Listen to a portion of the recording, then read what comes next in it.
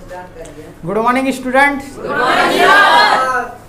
Okay, तो पिछली class में हम लोगों ने पढ़ा कि स्क्वायर क्या होता है और स्क्वायर रूट क्या होता है। ठीक है, आज हम लोग उसी स्क्वायर का एक एप्लीकेशन समझेंगे। एप्लीकेशन मतलब उसका यूज, स्क्वायर का यूज कहाँ कहाँ होता है। स्क्वायर्स का एक यूज है, बहुत बेहतरीन है, जिसे हम लोग एक फार्मूला बोलते हैं। क्या बोलते हैं? फार्मूला, जिसे बोला जाता है ए प्लस बी का होल स्क्वायर। स्क्वायर बोलना है कि नहीं? है ना? तो ए प्लस बी का होल स्क्वायर क्या होता है? प्लस 2ab, है ना? A square plus B square plus 2ab। आज हम लोग ये समझेंगे कि जो फार्मूला होता है ए प्लस बी का होल स्क्वायर, ये A square plus B square plus 2ab क्यों होता है और ये कैसे आता है। ठीक है, तो यहाँ पे एक चीज बताओ सबसे पहले कि स्क्वायर जो होता है ना, स्क्वायर का मतलब क्या है कि अगर कहीं पे ए स्क्वायर है, इसका मतलब है ए को 2 टाइम्स राइट किया गया है नहीं? है कि नहीं? यही मतलब है। और स्क्वायर का जो शेप बनता है कुछ इस तरीके का होता है, जिसका जो चारों साइड होता है वो इक्वल लेंथ का होता है। इक्वल लेंथ का होता है कि नहीं? यानी ये ए है, ये भी ए होगा, है ना? तो इसका एरिया क्या होता है कि ए स्क्वायर होता है कि नहीं? तो यही हम बोलते हैं कि इसका क्या है? एरिया है। इतनी बात समझ में आ रहा है? कोई डाउट नहीं ना है? तो ठीक उसी तरीके से हम ज्योमेट्रिकल शेप से ये समझेंगे, तो ज्योमेट्रिकल शेप बोलते हैं। ठीक है, यानी स्क्वायर का जो शेप होता है, आकार होता है, कुछ इस तरीके का होता है कि जिसकी चारों जो साइड होती है ना, वो क्या होती हैं? सेम होती है ना? तो ये भी स्क्वायर है कि नहीं? यानी ब्रैकेट के अंदर कुछ भी लिखा है, यानी ब्रैकेट के अंदर जो कुछ भी लिखा है, इसका मतलब जो कुछ भी है उसका शेप जो बनेगा उसमें चारों साइड जो होंगे वो इक्वल होंगे कि नहीं? तो हम क्या करते हैं कि इस फार्मूले को लाने के लिए, समझने के लिए कि कैसे आता है, हम एक चॉकलेट लेते हैं, यानी एक बॉक्स लेते हैं। ठीक है, तो हम क्या कर रहे हैं, यहाँ पे एक मान लो एक बड़ा सा चॉकलेट है। क्या है? चॉकलेट। डेयरी मिल्क आता है ना, बड़ा सा। ठीक है, अब देखो अगर ये स्क्वायर है तो इस सबकी साइड सेम होगी कि नहीं? होगी।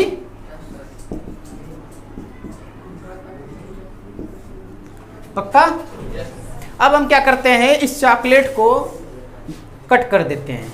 और कट करेंगे कहाँ से? यहाँ से, है ना? तो कट क्यों यहाँ से हम कर रहे हैं? इसको ए ले रहे हैं, इसको भी। ऐसा क्यों कर रहे हैं कि यहाँ से कट किया मैंने, बीच से क्यों नहीं? क्योंकि देखो ये दोनों वेरिएबल हैं कि नहीं? अलग अलग है ना, तो अलग अलग लेंथ लेना पड़ेगा कि नहीं? हमको लेना पड़ेगा ना, इसलिए अलग अलग कट किए हैं। अगर ये सेम रहता तब तो 2 वेरिएबल की जरूरत नहीं पड़ती, लेकिन 2 वेरिएबल है, इसका मतलब अलग अलग लेंथ है ना? यही मतलब हुआ। फिर उसके बाद हम यहाँ से एक कट कर देते हैं, यानी ये ए होगा तो ये भी क्या होगा? ये क्या होगा? बी होगा, क्योंकि पूरा लेंथ ए और बी, ए प्लस बी है कि नहीं? ये ए और ये बी कितना मिलके हो गया? ए प्लस बी मिलके हो गया।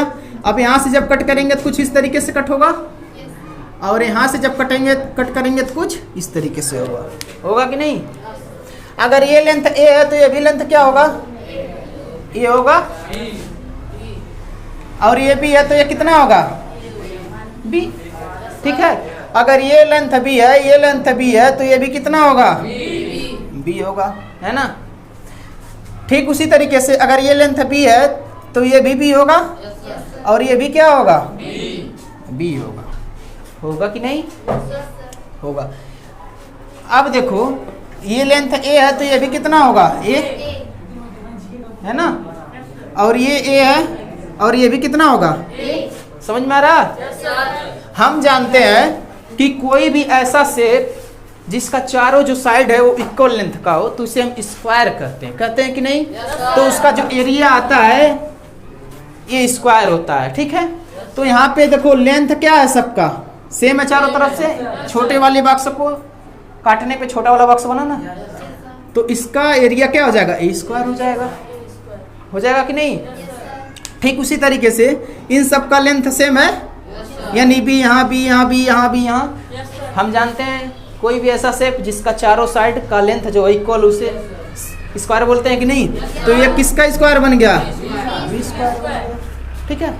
ठीक उसी तरीके से हम जानते हैं कोई ऐसा शेप जिसका एक लेंथ ए हो दूसरा लेंथ बी हो, यानी लेंथ अलग अलग हो, तो उसे क्या बोलते हैं? रेक्टेंगल। क्या बोलते हैं जी?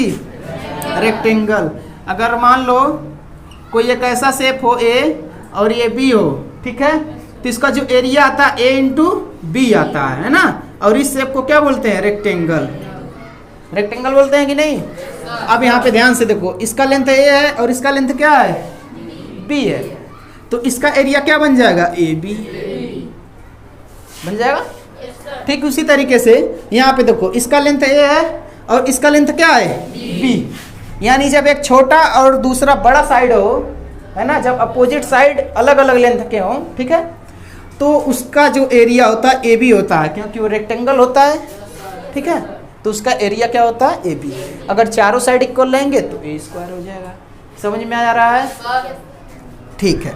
अब एक चीज बताओ यार तुम लोग, कि अगर कोई बड़ा सा मेरे पास चॉकलेट का टुकड़ा है, इसको 4 भाग में मैंने कट कर दिया, एक ये, दूसरा ये, तीसरा ये, चौथा ये, तो जब चारों को ऐड करोगे,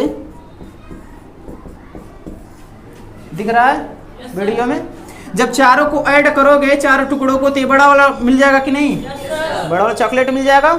ठीक वहीं पे, यहीं पे ये काम कर रहे हैं हम। अब देखो, मैंने इस चॉकलेट को काट के 4 टुकड़ा बना दिया। कितने टुकड़े? 4 टुकड़े, यानी 4 पार्ट मैंने बना दिया। अब चारों पार्ट को जब ऐड करेंगे तो सेम वही चॉकलेट मिलेगा कि नहीं? हमको मिलेगा ना। जैसे मैंने एक टुकड़े, 2 टुकड़ा और एक रेक्टेंगल वाला टुकड़ा और दूसरा ये टुकड़ा बना दिया। अगर मान लो ये जो टुकड़ा है ये कितना है? ए स्क्वायर। दूसरा टुकड़ा जो है बी स्क्वायर, और तीसरा टुकड़ा क्या है? A B. और ये वाला कौन सा टुकड़ा है? ये भी ए बी है कि नहीं? कोई डाउट?